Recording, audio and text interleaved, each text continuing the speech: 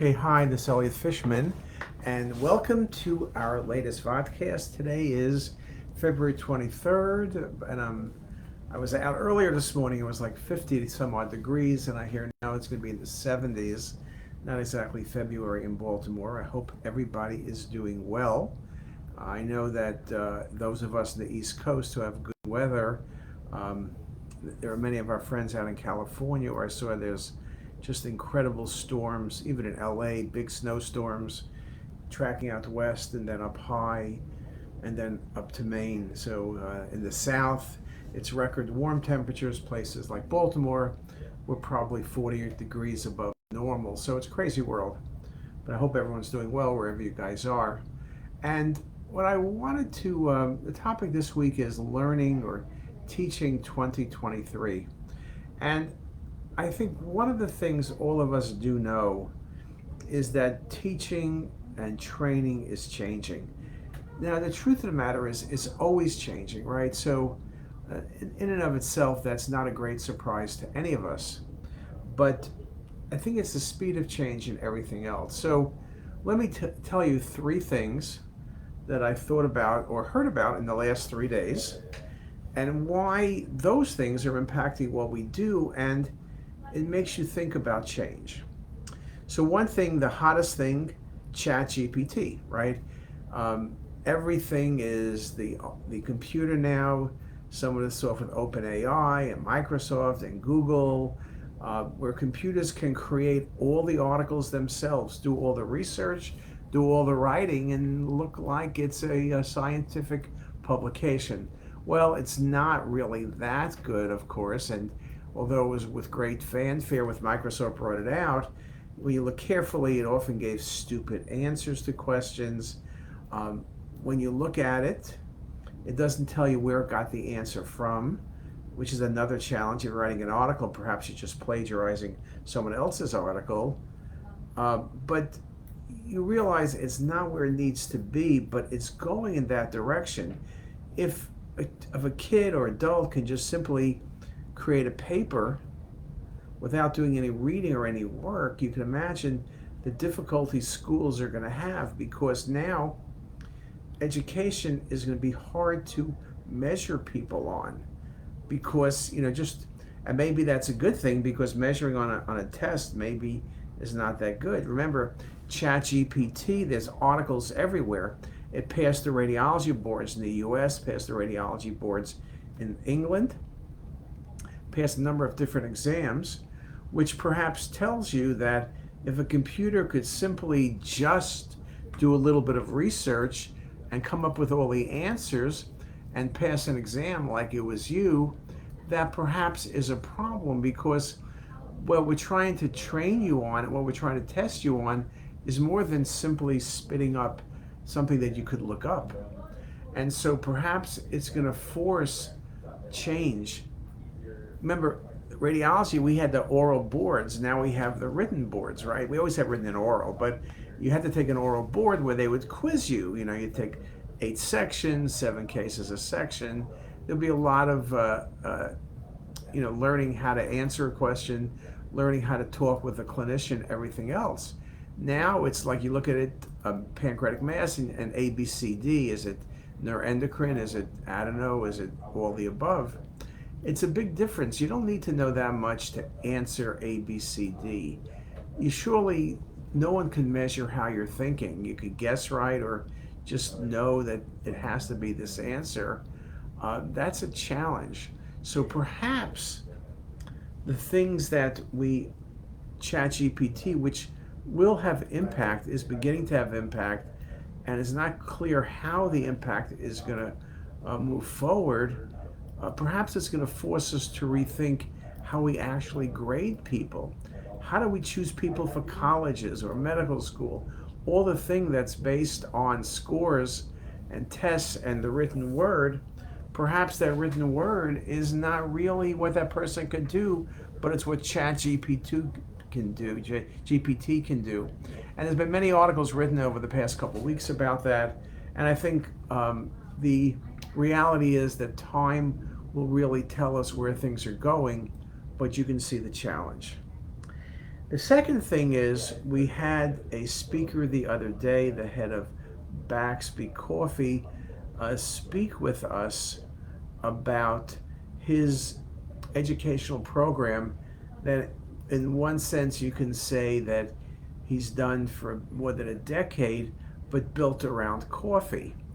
And that seems kind of funny, but the process was instead of telling people how to do entrepreneurship, how to build something, how to learn as a team player, Nick Bayer, who's the CEO and founder of Saxby's, basically has developed a way where you actually have people running a cafe, which is $1 million venture, and hiring people and managing and running it like a business and taking 6 months off, getting semester credit for it, but again, doing something like that. And where he did it, I remember we spoke to us 7 or 8 years ago, 2016 to be exact. He spoke about, was it Drexel? One place, one cafe. I remember he was starting a second cafe. Now is in multiple institutions from Boston University to Pittsburgh, down to Morgan State, and down to Bowie State in Maryland. Now, Bowie State, and I'll just use that as an example, is a traditional all-black college, not exactly that anymore, but the graduation rate is about 17%. It's not a great success story. There's a lot of work being done to try to make it better, but he made the point that whoever does his program, now maybe it's self-selecting who does it, but they have a 100% graduation rate. 17 to 50 would be unbelievable, but 17 to 100 is just unbelievable. So his thing is getting people involved and making them work. Basically, what he's doing is something that was done 100 years ago. It was apprenticeships. You wanted to learn how to be a plumber, you wanted to learn how to put the rings on the horses, the hoofs. You trained with someone. You wanted to be a carpenter, you trained with someone. So he's bringing back entrepreneurship. He's bringing it back in a way of training people by doing, not by taking an exam in a book. Now, one thing ChatGPT can't do is train you hands-on. It can get the right answers. What percent of 1,000 is 15. I mean, it can do a lot of things, but it's not going to be there telling you, here's how to order coffee, or actually doing it in a way that you can fail or succeed, where the input and all the information comes to you from multiple sources. So perhaps this exponential learning is really the antithesis of ChatGPT, where everything is hands-on, everything is learning, but it's also doing. The other conversation I had looking at, and by the way, that article, there will be an article from Nick Bayer with Linda Chu and Steve Rowe and Elias Lugo Oliveria, hopefully in the next month or two, so you'll be able to read about it. It was just terrific talk. The third thing is I was having a conversation and doing some work with an almost 4-year-old and an almost 6.5-year-old, and looking at how they're learning and how they're interested in learning. So one of the things is that traditional learning probably doesn't work well with them. They're very visually oriented because they know how to use computers. It's the first generation when computers were part of your life, not something added on. You were born with high bandwidth. And so going and my grandson looking at the phone, finding stuff, or looking online is not something that's unnatural. For more senior people, it's probably a challenge. But here it becomes just baseline. And so they're used to being able to find the information themselves, look for the information they want to see, and then expect to interact with that information. they're not in a situation where they're learners just sitting back in their seats. They want to learn interactively. I had a discussion looking at building Legos. Okay, I'm not good at building Legos, but it's all computer now. You can look at your iPhone or iPad, you should look at, any more real estate, and it shows you how to build the pieces, the parts, then adding on to do it in a very successful manner. So now you're not just given the Legos, but you're showing how to do it. So it's training by doing it, and you don't need to have an adult with you. You can be doing it by yourself because the adult's just screaming and cursing. The computer is quiet and always is having a good day. So that's the other thing. Listening to the kids, you realize that the old way of doing education, the traditional way, I think the word tradition alone is a negative because people are not really looking at tradition. That's like Fiddler on the Roof, tradition. This is the way we've always done things. I think tradition really has a problem. And I think a lot of schools, a lot of businesses, a lot of everything that simply is stuck on this is the way we always do it and these are the rules.